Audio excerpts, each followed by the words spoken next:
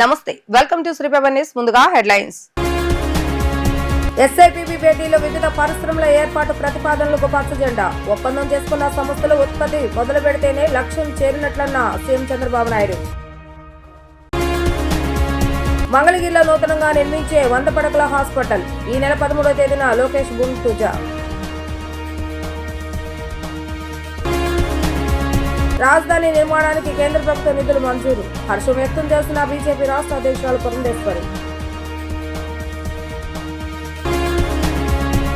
రాష్ట్రానికి పెట్టుబడులు రావడం ఎంత ముఖ్యమో క్షేత్రస్థాయిలో అవి కార్యరూపం దాల్చేలా చేయడం అంతకన్నా ముఖ్యమని సీఎం చంద్రబాబు నాయుడు అధికారులను సూచించారు. అనుకున్న సమయానికి ఆయా సంస్థల ఉత్పత్తి ప్రారంభించేలా చూడాలని ఆదేశించారు. ఆయా ప్రాజెక్టుల పురోగతిని ఎప్పటికప్పుడు పర్యవేక్షించాలని అన్నారు. ఏ సంస్థ ఎవరెవరికి ఎన్ని ఉద్యోగాలు కల్పించిందో పోర్టల్ రూపొందించాలని స్పష్టం చేశారు. రాష్ట్రానికి పెట్టుబడులు రావడం ఎంత ముఖ్యమో క్షేత్రస్థాయిలో అవి కార్యరూపం దాల్చేలా చేయడం అంతకన్నా ముఖ్యమని సీఎం చంద్రబాబు నాయుడు అధికారులకు సూచించారు.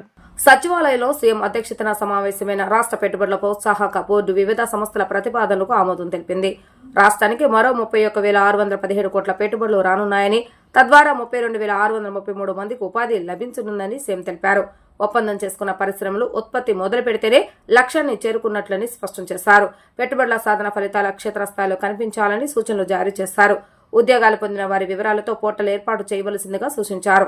ఆహార శుద్ధి, ఐటీ, ఇంధనం, ఐఎండ్సీ రంగాల్లో 16 సంస్థలు పరిశ్రమలు ఏర్పాటు చేయనున్నాయి. వాటి పెట్టుబడుల ప్రతిపాదనలు ఎస్ఐపిబి ఆమోదం తెలిపింది. విశాఖలో 1370 కోట్లతో టీసీఎస్ కేంద్రం ఏర్పాటు చేయనుండగా 12,000 మందికి ఉద్యోగాలు లభించనున్నాయి. 4,200 కోట్లతో ప్రీమియర్ ఎనర్జీ, 2,063 కోట్లతో మహామాయ ఇండస్ట్రీస్ పెట్టుబడుల ప్రతిపాదనలకు బోర్డు ఆమోద ముద్ర వేసింది. అనుకున్న సమయానికి ఆయా సంస్థల ఉత్పత్తి ప్రారంభించేలా చూడాలని ఆదేశించారు. ఆయా ప్రాజెక్టుల పురోగతిని ఎప్పటికప్పుడు పర్యవేక్షించాలని అన్నారు. ఏ సంస్థ ఎవరెవరికి ఎన్ని ఉద్యోగాలు కల్పించిందో పోర్టల్ రూపొందించాలని స్పష్టం చేశారు. గుంటూరు జిల్లా మంగళగిరిలో నూతనంగా నిర్మించే 100 పడకల హాస్పిటల్కి ఈ నెల 13వ తేదీన మంత్రి నారా లోకేష్ భూమి పూజ చేయనున్నారు. ఈ సందర్భంగా హాస్పిటల్ నమూనాలను ప్రభుత్వం విడుదల చేస్తుంది. మంగళగిరి జాతీయ రహదారి పక్కన సుమారు 10 ఎకరాల ప్రాంతంలో దీనిని నిర్మించనున్నారు. శంకుస్థాపన చేసిన ఏడాదిలోపే హాస్పిటల్ ని పూర్తి చేయాలన్న లక్ష్యంతో సర్కారు ఉంది. సరిగ్గా 40 సంవత్సరాల క్రితం ఇదే నెల 1986లో అప్పటి ముఖ్యమంత్రి ఎన్టీఆర్ 30 పడకల హాస్పిటల్ కి భూమి పూజ చేశారు. మళ్లీ ఆయన మనవడు నారా లోకేష్ నూతన హాస్పిటల్ నిర్మాణానికి ఇదే నెలలో శంకుస్థాపన చేయడం చరిత్రలో నిలిచిపోతుందని మంగళగిరి వాసులు సంతోషం వ్యక్తం చేస్తున్నారు. అమరావతి రాజధాని నిర్మాణానికి కేంద్ర ప్రభుత్వం నిధులు మంజూరు చేయడంపై బీజేపీ రాష్ట్ర అధ్యక్షురాలు దగ్గుపాటి పురంధేశ్వరి హర్షం వ్యక్తం చేశారు. కూటమి ప్రభుత్వం ఎన్నికలు ఇచ్చిన హామీని నిలబెట్టుకుందని అన్నారు. డిపిఆర్సీ కాలంలో రాకపోయినా ఈ అంశానికి కేంద్రం కట్టుబడి ఉందని ఆమె తెలిపారు. ఈ సందర్భంగా ఏర్పాటు చేసిన విలేకరుల సమావేశంలో ఎంపీ బీజేపీ రాష్ట్ర అధ్యక్షులు పురంధేశ్వరి మాట్లాడుతూ గతంలో కేంద్ర ప్రభుత్వం 2,500 కోట్ల రూపాయలు అమరావతి పరిసర ప్రాంతాల అభివృద్ధికి, ఔటర్ రింగ్ రోడ్డుకు 20,000 కోట్ల రూపాయలను మంజూరు చేస్తుందని గుర్తు చేశారు. 2024 సార్వత్రిక ఎన్నికల్లో కేంద్ర ప్రభుత్వం బీజేపీ హామీ ఇచ్చిన ప్రకారం వరల్డ్ బ్యాంక్ ద్వారా 15,000 కోట్లు, హడ్కో ద్వారా 11,000 కోట్ల రూపాయలు అందజేశారు. కేంద్ర ప్రభుత్వ నిధులను రాష్ట్ర ప్రభుత్వం సద్వినియోగం చేసుకోవాలని ఆమె ఆకాంక్షించడం జరిగింది. అమరావతి ఏదైతే ఆంధ్రప్రదేశ్ రాజధానిగా ఉందో అటువంటి అమరావతి నిర్మాణానికి 4,285 కోట్ల రూపాయలని కేంద్ర ప్రభుత్వం మంజూరు చేయడం జరిగింది. అదేవిధంగా నిన్న జరిగినటువంటి మంత్రివర్గ కేబినెట్ మీటింగ్లో తీసుకున్నటువంటి నిర్ణయం తిరుపతి మరియు కాట్పాడి మధ్యన, అంటే చెన్నైలో ఉన్నటువంటి కాట్పాడి మధ్యన రైలు మార్గం ఏదైతే ఉందో దానికి 1,332 కోట్ల రూపాయలని కేంద్ర ప్రభుత్వం మంజూరు చేయడం జరిగింది. 113 కిలోమీటర్ల నిడివి కలిగినటువంటి ఈ రైలు మార్గం ఏదైతే ఉందో తిరుపతి, శ్రీకాళహస్తి, చంద్రగిరి మధ్యన రవాణా సౌకర్యాన్ని మెరుగుపరచడం మాత్రమే కాకుండా వెల్లూరు మరియు తిరుపతిలో ఉన్నటువంటి ఈ జిల్లాల్లో ఉన్నటువంటి వైద్య విద్య ఏదైతే ఉందో దానికి మెరుగైనటువంటి కనెక్టివిటీ అందించడం మాత్రమే కాకుండా రాయలసీమ ప్రాంతంలో ఉన్నటువంటి రైతులకి, అదేవిధంగా రైతాంగానికి వారికి సహకారాన్ని అందిస్తూ ఆ ఉత్పత్తుల్ని మార్కెట్కి త్వరితగతిన చేర్చే విధంగా ఈ యొక్క రైలు మార్గం తోడ్పడుతుంది అని చెప్పి మనందరం కూడా ఇక్కడ గుర్తించవలసినటువంటి అంశం. అదేవిధంగా చిత్తూరు, తిరుపతి, నెల్లూరు జిల్లాల మధ్యన జనాభాకి ఈ యొక్క లాభాలకి, ఈ యొక్క జిల్లాలకి మంచి లాభం చేకూర్చే విధంగా ఈ రైలు మార్గం ఉండటం మాత్రమే కాకుండా అక్కడ ఉన్నటువంటి ఏవైతే ఉన్నాయో సిమెంట్ కావచ్చు, ఇతరత్ర పరిశ్రమలకు కూడా ఇది మంచి సహకారాన్ని అందించే విధంగా ఉంటుందనేటువంటి విషయం మనం గుర్తించాలి. 113 కిలోమీటర్ల నిడివి కలిగినటువంటి ఈ రైలు మార్గం 17 స్టేషన్లు, 324 చిన్న బ్రిడ్జ్లు, అదేవిధంగా 15 పెద్ద బ్రిడ్జ్లు మరియు 7 ROBలు 3 RUBలతో ఈ యొక్క రైలు మార్గ నిర్మాణం జరుగుతున్నటువంటి సందర్భంలో నరేంద్ర మోడీ గారికి, అదేవిధంగా రైల్వే మంత్రిత్వ శాఖ మంత్రి అయినటువంటి అశ్విని వైష్ణవ్ గారికి ఆంధ్ర ప్రజల తరఫున నా యొక్క హృదయపూర్వక ధన్యవాదాలు తెలియజేసుకుంటున్నాను.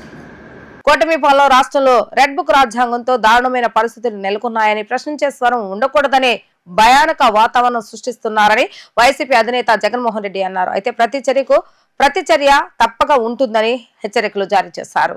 తాడేపల్లి వైసీపీ కేంద్ర కార్యాలయంలో మాజీ ముఖ్యమంత్రి వైఎస్ జగన్మోహన్ రెడ్డి కర్నూలు జిల్లా ముఖ్య నేతలతో భేటీ అయ్యారు. అనంతరం వైఎస్ జగన్ మాట్లాడుతూ రాష్ట్రంలో ఇవాళ ఎలాంటి పరిస్థితులు ఉన్నాయో చూస్తున్నామని అన్నారు. వైసీపీకి మొదటి బీజం కర్నూలు జిల్లా నల్లకాలువలోనే పడిందని చెప్పారు. రాజకీయాల్లో విలువలు, విశ్వసనీయతే మన పార్టీ సిద్ధాంతం. విలువలకు, విశ్వసనీయతకు అర్థం చెప్పిన పార్టీ వైసీపీ అని అన్నారు. రాజకీయాల్లో గెలుపోటములు సహజమని, ఇవాళకి కూడా వైసీపీకి చెందిన ఏ నాయకుడైనా గర్వంగా కాలర్ ఎగరేసుకునే ప్రజల వద్దకు వెళ్లగలడని అన్నారు. ప్రతి కుటుంబాన్ని చిరునవ్వుతో పలకరించి ఆశీస్సులు తీసుకునే కెపాసిటీ మన నాయకులకు మాత్రమే ఉందని అన్నారు. మనం రాకముందు రాజకీయాలు ఒకలా ఉండేవి, మనం వచ్చిన తర్వాత రాజకీయాలకున్న అర్థాన్ని మార్చామని అన్నారు. ఇచ్చిన మాటకు ఎవరైనా కట్టుబడి ఉండాలని చెప్పామని అన్నారు.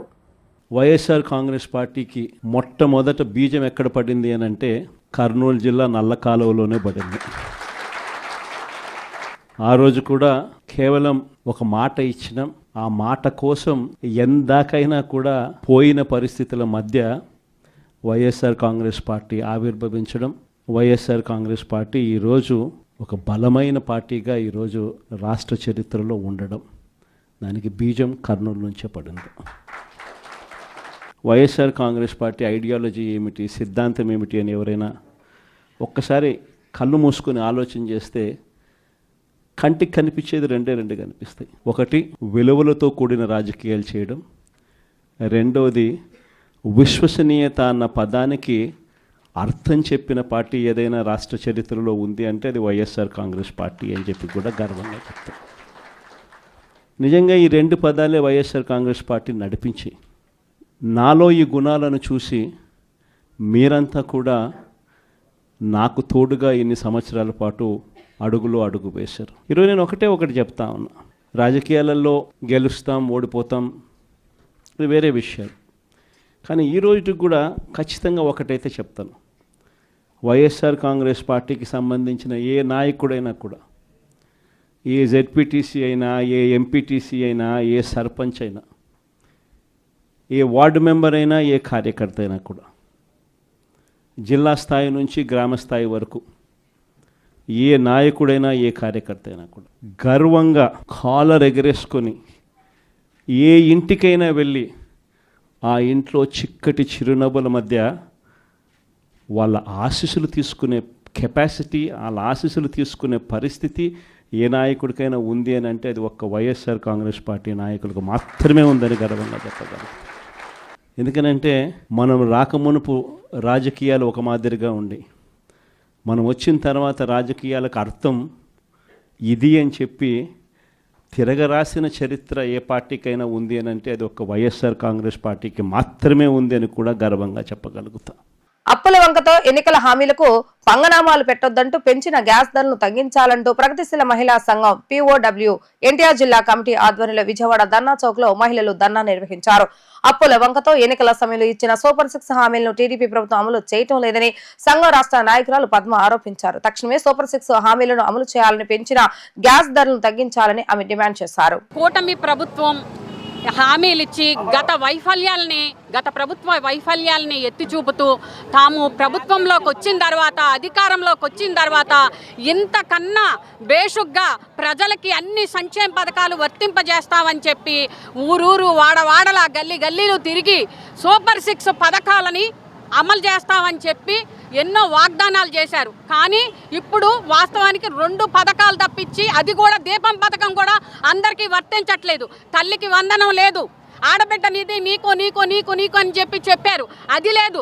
రైతులది లేదు, రైతు భరోసా లేదు, ఏ హామీలు కూడా అమలవటం లేదు. అంతేకాకుండా ఇప్పుడు రేషన్లో ఇచ్చేవి కూడా ఒక బియ్యం తప్పించి, పంచదార తప్పించి ఏది ఉండట్లేదు. నువ్వు గత ప్రభుత్వ వైఫల్యాలు, అప్పులు చేసింది వాళ్ళు ఏమీ చెయ్యలేదు అని చెప్పి మీరు చెప్పారు, కానీ మీరు అమలు చేస్తున్నారా? మీరు అంతకన్నా ఎక్కువ లక్షల కోట్ల అప్పులు చేశారు, కానీ ప్రజలకి ఏమి ఇస్తున్నారు మేము ప్రశ్నిస్తున్నాం. మహిళల రక్షణ బాధ్యత మీద అన్నారు, 30,000 మంది మిస్సింగ్ అయ్యారన్నారు. మరి పవన్ కళ్యాణ్ గారు చెప్పాలి. మరి ఇప్పుడు ఈ గుంటూరు ఎన్టీఆర్ జిల్లాలో ఆంధ్రప్రదేశ్ వదిలేయండి, ఎంతో మంది బాలికలు మిస్సింగ్ గురవుతున్నారు, అత్యాచారాలకు గురవుతున్నారు. ఆ బాధ్యత ఏంటి? అంతేగా సూపర్ 6 పథకాలు అమలు చేయాలి అని చెప్పి ప్రగతిశీల మహిళా సంఘం ఒక ప్రొటెస్ట్ చేస్తుంది. ఇంకా సూపర్ 6 పథకాలు అమలు చేయకపోతే కనుక ఇది ముందుకి పోరాటం ముందుకే సాగుద్దని చెప్పి మేము తెలియజేస్తున్నాం. జిల్లా మున్సిపాలిటీలలో పనిచేస్తున్న కార్మికులను ఆప్కాస్ నుండి తొలగించి ప్రైవేట్ ఏజెన్సీలకు అప్పగించవద్దని, పారిశుద్ధ్య ఇంజనీరింగ్ కార్మికులను పర్మనెంట్ చేయాలని డిమాండ్ చేస్తూ AP municipal workers and employees federation CITU రాష్ట్ర కమిటీ ఆధ్వర్యంలో మున్సిపల్ కార్మికులు ధర్నా చౌక్ లో ధర్నా నిర్వహించారు. ఈ సందర్భంగా ఫెడరేషన్ రాష్ట్ర ప్రధాన కార్యదర్శి కె ఉమామహేశ్వర మాట్లాడుతూ కార్మికుల సమస్యలు పరిష్కరించాలని రాష్ట్ర మున్సిపల్ శాఖ మంత్రి నారాయణకు సంతకాల సమర్పణ కార్యక్రమాన్ని చేపట్టామన్నారు. అన్ని జిల్లాలోని కార్మికుల చేత సంతకాలతో కూడిన వినతి పత్రాలను మున్సిపల్ శాఖ మంత్రికి అందజేయనున్నట్లుగా తెలిపారు. కార్మికుల సమస్యలు పరిష్కరించకపోతే ఆందోళన తీవ్రతరం చేస్తామని, అవసరమైతే నిరవధిక సమ్మె చేపడతామని హెచ్చరించారు. రాష్ట్రంలో తెలుగుదేశం కూటమి ప్రభుత్వం ఈరోజు 1,00,000 మంది ఆప్కాస్ ఉద్యోగుల జీవితాలతో చెలగాటమాడుతూ ఉంది. ఆప్కాస్ ద్వారా ప్రతి నెల జీతాలు వస్తూ ఉన్నాయి. పిఎఫ్, ఈఎస్ఐ డబ్బులు కానీ జీతాల్లో కానీ ఏ రకమైన కోతలు లేవు. దళారీల బెడదలేదు. కాకపోతే ఉద్యోగాలు పర్మనెంట్ కాలేదు. రిటైర్మెంట్ చేసిన వాళ్ళ బిడ్డలకు ఉద్యోగాలు ఇవ్వలేదు, రిటైర్మెంట్ బెనిఫిట్స్ ఇవ్వలేదు. సంక్షేమ పథకాలు ఎత్తేసింది గత ప్రభుత్వం. వాటన్నిటిని అమలు చేయమని ఆ రోజు నుంచి మేము పోరాడుతున్నాం. కానీ ఈరోజు తెలుగుదేశం ప్రభుత్వం ఆప్కాస్ కంటే మెరుగైందో లేకపోతే ఉద్యోగాలు పర్మనెంట్ చేస్తుందని చెప్పి మేము ఎదురు చూస్తున్నాం. కానీ ఈరోజు ప్రైవేట్ ఏజెన్సీలకు అప్పచెబుతానంటుంది. ప్రైవేట్ ఏజెన్సీలకు అప్పచెప్పడం అంటే దళారీలను తీసుకొచ్చి మా నెత్తి మీద కూర్చోబెట్టడమే. మా జీతభత్యాల గ్యారంటీ లేకుండా, ఉద్యోగ భద్రత లేకుండా మమ్మల్ని వీధులు పాలు చేయటమే. ఇటువంటి విధానాల మీద ఈరోజు రాష్ట్ర ప్రభుత్వం ఒక మంత్రివర్గ ఉపసంఘాన్ని ఏర్పాటు చేసింది. మేము ఈ ఉపసంఘాన్ని ప్రభుత్వాన్ని డిమాండ్ చేస్తున్నాం. మా ఉద్యోగాలు పర్మనెంట్ చేయండి, లేని పక్షంలో రాబోయే రోజుల్లో పరిణామాలు తీవ్రంగా ఉంటాయని చెప్పేసి ఈ రాష్ట్ర ప్రభుత్వాన్ని హెచ్చరిస్తూ ఉన్నాం. అట్లాగే గత 17 రోజుల సమ్మెకాలపు డిమాండ్లు, రిటైర్మెంట్ బెనిఫిట్ కానీ, ఎక్స్గ్రేషియో 5 లక్షల నుంచి 7 లక్షలకి, దాన సంస్కారాలకి 15,000 నుంచి 20,000 పెంపు, సంక్షేమ పథకాలు, ఇంజనీరింగ్ కార్మికుల జీతాల పెంపు, ఈ సమస్యలన్నీ పరిష్కరించి జీవోలు ఇస్తుందని ఎదురు చూసాం. కానీ ఆ ఫైళ్ళన్నీ మూల పడేశారు. వాటేటిని కదిలించట్లా. కానీ ఈరోజు 62 ఏళ్ళకి పెంచమంటే పెంచకుండా 60 ఏళ్లకే రిటైర్మెంట్ బెనిఫిట్ లేకుండా ఇంటికి పంపుతున్నారు. ఈ 10 రోజుల్లో 4,000 మందిని ఇంటికి పంపారు. వాళ్ళ బిడ్డలకు ఉద్యోగాలు లేవు. పార్కుల్లో పనిచేసే వాళ్ళకి జీతాలు పెంచట్లేదు. ఎన్ఎంఆర్లకి, అట్లాగే కోవిడ్ కార్మికులు, బదిలీ కార్మికులు ఈరోజు 4,000 నుంచి 12,000 రూపాయలతో జీతాలతో పనిచేస్తున్నారు. వాళ్ళు ఏ రకంగా బతుకుతారో ఈ ప్రభుత్వం చెప్పాలి. అందుకనే ఈ డిమాండ్ల పరిష్కారం కోసం మంత్రి గారికి సంతకాలు సమర్పించేదానికి రాష్ట్ర వ్యాప్తంగా సంతకాలు సేకరించాం. మంత్రి గారు టైం ఇస్తా అన్నారు, టైం కోసం చూస్తున్నాం. మంత్రి గారు ఎప్పుడు టైం ఇస్తే అప్పుడు మంత్రి గారికి ప్రతినిధి వర్గం వెళ్ళి అందిస్తాం, సమస్యలు పరిష్కరించమని కోరుతాం. సానుకూలంగా సమస్యలు పరిష్కరించకపోతే రాబోయే 2 నెలల తర్వాత కలిసి వచ్చే సంఘాలు కలుపుకొని రాష్ట్ర వ్యాప్తంగా నిరవధిక సమ్మెకి వెళ్ళడానికి కూడా మేము సిద్ధంగా ఉన్నామని ఈ ప్రభుత్వాన్ని హెచ్చరిస్తా ఉన్నాం. ఏజెన్సీ ప్రాంతాన్ని కార్పొరేటర్లకు అప్పగించి కుట్ర చేస్తున్న కూటమి ప్రభుత్వ విధానాలను వ్యతిరేకించాలని సిపిఎం రాష్ట్ర కార్యదర్శి వి శ్రీనివాసరావు పిలుపునిచ్చారు. గిరిజనుల హక్కులను హరించే విధంగా పథకం ప్రకారం ప్రభుత్వం చర్యలు చేపట్టిందని మండిపడ్డారు. స్పీకర్ గా ఉన్న అయ్యన్న పాత్రుడు 1/70 చట్టాన్ని సవరించాలని పిలుపునిచ్చారని, దీని వ్యతిరేకంగా ఏజెన్సీ ప్రాంతంలో 2 రోజులు బంద్ చేశారని తెలిపారు. తర్వాత వారు సవరణను వెనక్కి తీసుకున్నారని తెలిపారు.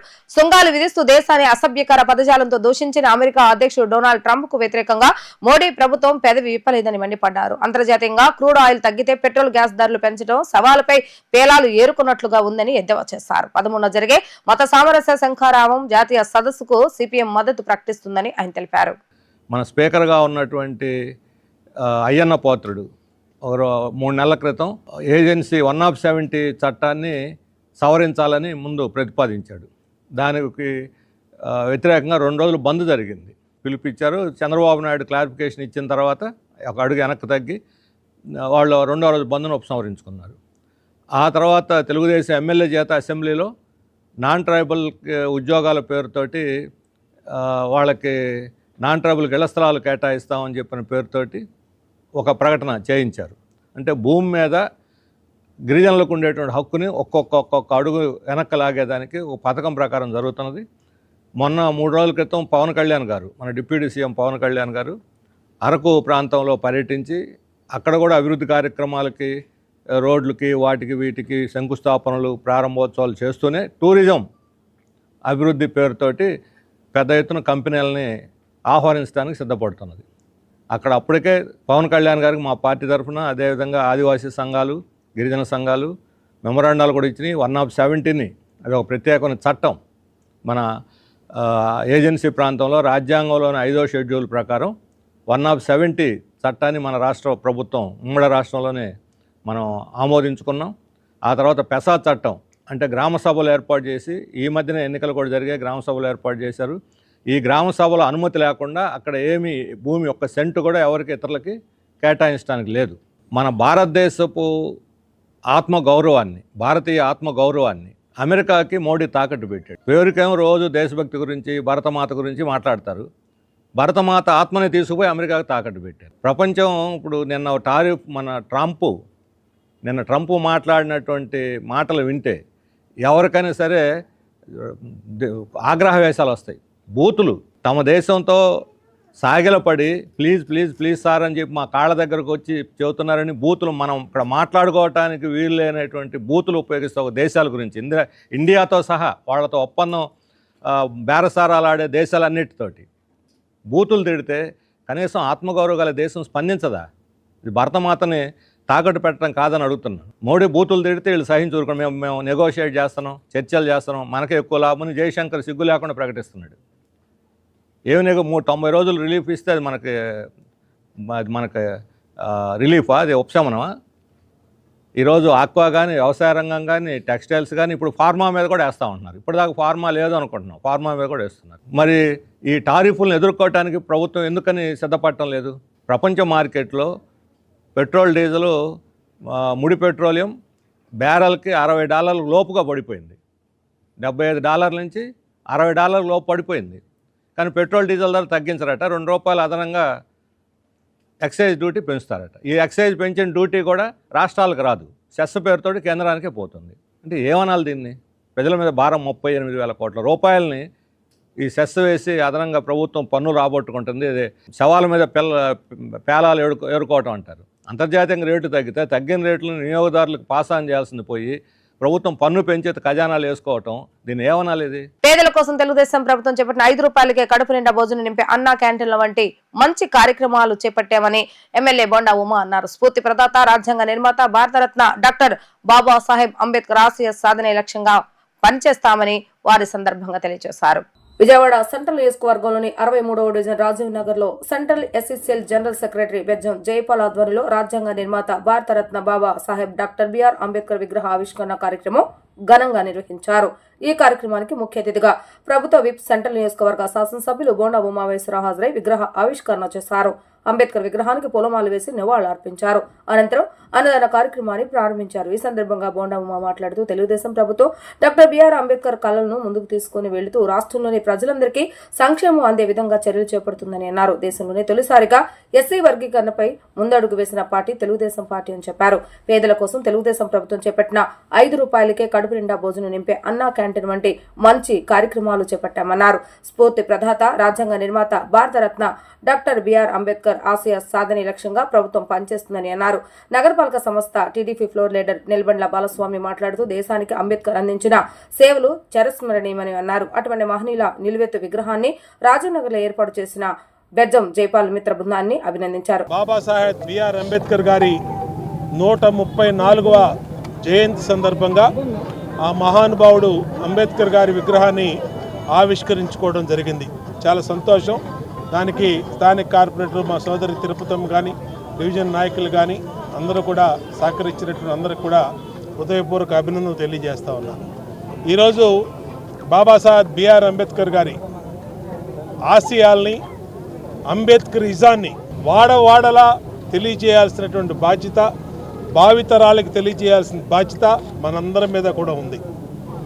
ఏ బడుగు బలహీన ఎస్సీ మైనార్టీ వర్గాల, దళిత వర్గాల కోసం ఆ మహానుభావుడు అహర్నిశలు పనిచేశాడో, ఈ భారతదేశంలో సమానత్వం కానీ, ఈ భారతదేశంలో బడుగు బలహీన వర్గాల అభ్యున్నతి కోసం కానీ 140 కోట్ల భారత ప్రజల కోసం ఆ మహానుభావుడు రచించినటువంటి రాజ్యాంగం ఇవాళ ప్రపంచంలోనే అతిపెద్ద ప్రజాస్వామ్య వ్యవస్థగా భారతదేశం ముందుకెళ్తుందంటే ఆ మహానుభావుడు బిఆర్ అంబేద్కర్ గారు చేసినటువంటి కృషి ఇవాళ తెలుగుదేశం ప్రభుత్వం, తెలుగుదేశం పార్టీ అంబేద్కరిజాన్ని ఆచరిస్తూ అంబేద్కర్ ఆశయాలకు అనుగుణంగా పేదరికం లేని సమాజం చూస్తమే లక్ష్యంగా ఈ ప్రభుత్వం అహర్నిశలు చంద్రబాబు నాయుడు నాయకత్వంలో ముందుకెళ్తా ఉందని ఈ సందర్భంగా గుర్తు చేస్తూ ఉన్నారు.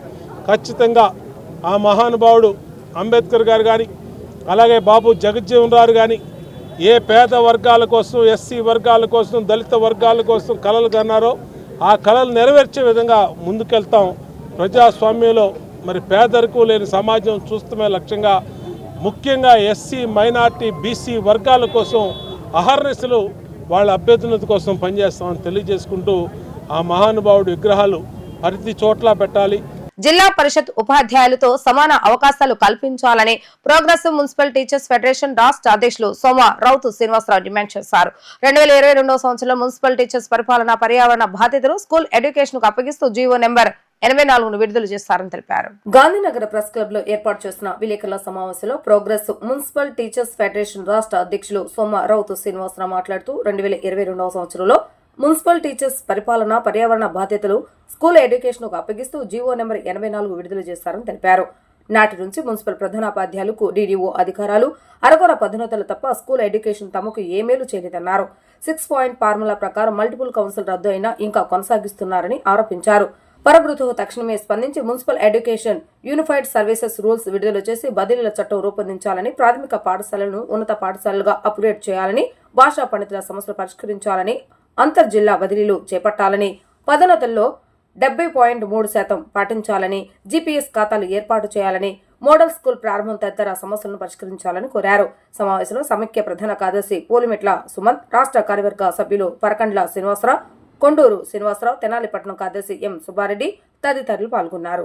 2-3 సంవత్సరాల క్రితం ప్రభుత్వం మున్సిపల్ అడ్మినిస్ట్రేషన్లో ఉన్న ఉపాధ్యాయుల్ని స్కూల్ ఎడ్యుకేషన్లోకి బదిలీ చేస్తూ పరిపాలనా బాధ్యతలు, పర్యవేక్షణ బాధ్యతలు అప్పగిస్తూ జీవో నెంబర్ 84 తీసుకొని వచ్చింది. ఈ జీవో నెంబర్ 84లో స్పష్టంగా ప్రభుత్వ ఉపాధ్యాయుల, జిల్లా పరిషత్ ఉపాధ్యాయుల అమాల్గమేషన్ ప్రక్రియ లిటిగేషన్లో ఉన్న దృష్ట్యా కోర్టులో మున్సిపల్ ఉపాధ్యాయ సర్వీసుల్ని ప్రత్యేకంగా చూడండి అన్నారు. కానీ వర్క్ అడ్జస్ట్మెంట్ పేరుతో మున్సిపల్ ఉపాధ్యాయులని జిల్లా పరిషత్కు, జిల్లా పరిషత్ ఉపాధ్యాయుల్ని మున్సిపాలిటీకి వర్క్ అడ్జస్ట్మెంట్ చేసేస్తున్నారు. అదే మున్సిపాలిటీలో మున్సిపల్ ఉపాధ్యాయుడికి అవకాశం ఉన్నా సరే కొన్ని చోట్ల, శ్రీకాళహస్తి చోట్ల మున్సిపల్ ఉపాధ్యాయుల్ని జిల్లా పరిషత్కి, జిల్లా పరిషత్ ఉపాధ్యాయులు మున్సిపాలిటీకి వేశారు. ఇది దారుణమని చెప్పేసి మాట్లాడిన పిదప మళ్ళీ కొన్ని సవరణలు జరిగాయి. ఇప్పుడు 3 సంవత్సరాలు అయింది.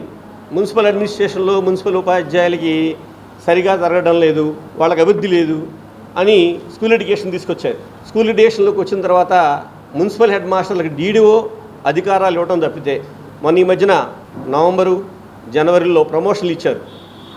అవి కూడా 70:30 ప్రమోషన్స్ ఇవ్వలేదు. అదేంటంటే గతం ప్రమోషన్లో మీరు 70% దాటిపోయి ఇచ్చేసారంటారు. అయిపోయినాయి కదా, ఇవాళ ఉన్న వేకెన్సీస్లో 70:30 ఇవ్వాలి కదా అంటే ఎవరు? ఒక జిల్లాలో అయితే పిఎస్హెచ్ఎంస్ పక్కన పెట్టేసేసారు. పక్కన పెట్టేసి యూనియన్ నాయకులు వెళ్ళి మా వాడికి చిలకూరుపేటలో ప్రమోషన్ ఇవ్వండి అనగానే అతనికి ఇచ్చారు. అంటే ప్రమోషన్స్ కూడా ఒక షెడ్యూల్ ఇచ్చి ప్రమోషన్ ఇచ్చేటప్పుడు అందరికీ PSHMs, maths school assistants, English assistants, PS assistants ఇవ్వాలి కదా వరుసనే. అలా కాకుండా కొన్ని ఆపటం, కొన్ని ఆపితే వెళ్ళి అడగడం, యూనియన్లు అడగడం, ఒక వ్యక్తిని తీసుకుని ఆ వ్యక్తికి ప్రమోషన్ ఇవ్వడం అనేది ఎంతవరకు న్యాయం ఆలోచించండి. 200 మంది స్కూల్ అసిస్టెంట్ పోస్టులు కావాలి. ఈ 200 పోస్టులు అప్గ్రేడ్ చేయరు. మేలో ట్రాన్స్ఫర్లు అంటారు, ఇది ఏప్రిల్. ఆ పోస్టులు క్రియేట్ చేయకుండా ఇక్కడ ఉన్నటువంటి ఖాళీలని ఏం చేయబోతున్నారు? జిల్లా పరిషత్ నుంచి సర్ప్లస్ ఉన్న టీచర్ని తీసుకొచ్చి చేసేస్తారా? ఆ విధంగా చేసినప్పుడు విజయవాడ మున్సిపల్ కార్పొరేషన్లో పనిచేసే ఉపాధ్యాయుల యొక్క ప్రమోషన్ హక్కు ఏమవుతుంది? ఇదంతా దారుణం జరుగుతుంది. కాబట్టి ఇవాళ మేము ఈ ప్రజాప్రభుత్వం మీద వ్యతిరేకంగా మాట్లాడాల్సి వస్తుంది. వార్తలు ముగించే ముందు హెడ్లైన్స్ మరొకసారి. ఎస్ఐపిబి భేటీలో వివిధ పరిశ్రమల ఏర్పాటు ప్రతిపాదనలకు పచ్చ జెండా. ఒప్పందం చేసుకున్న సంస్థలు ఉత్పత్తి మొదలు పెడితేనే లక్ష్యం చేరినట్లన్న సీఎం చంద్రబాబు నాయుడు. మంగళగిరిలో నూతనంగా నిర్మించే 100 పడకల హాస్పిటల్ ఈ నెల 13వ తేదీన లోకేష్ భూమి పూజ.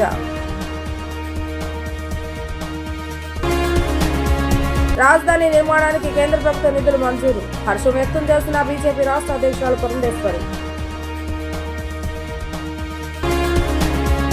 ఇవి రోజు వార్తా విశేషాలు. మరలా తిరిగి ప్రసారమైన వార్తలో మళ్ళీ కలుద్దాం. అంతవరకు సెలవు. నమస్కారం.